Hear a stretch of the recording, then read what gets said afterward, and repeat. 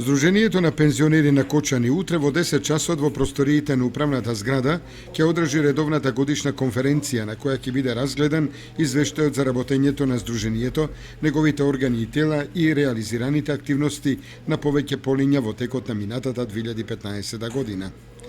На седницата на која се поканети да присуствуваат и градоначалниците на општините Кочани, Зрновци и Чешиново Блешево, како и председателот на Сојузот на Здруженијата на пензионерите на Македонија, Драги Аргировски, ќе биде донесена и програмата за работа и активности во оваа 2016 година, како и финансовиот план за работа на Здруженијето на пензионери за 2016 година. Делегатите на годишната конференција ќе ги разгледаат извештаите за финансиското работење на Здруженијето на пензионери Кочани во минатата година, за годишната сметка на Здруженијето на пензионери за минатата година, како извештајот на пописната комисија.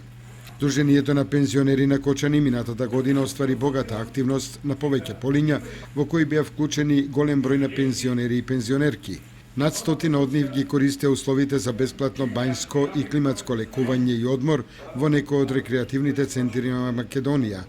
Спортистите учествуваа на општински, регионални и државни надпревари и го освоија петото место во генерален пласман од 42 здруженија во државата, а пак членовите на фолклорниот ансамбл настапија успешно на повеќе прослави, манифестации, реви на фолклор и музика во Виница, Кавадарци, Куманово и Скопје.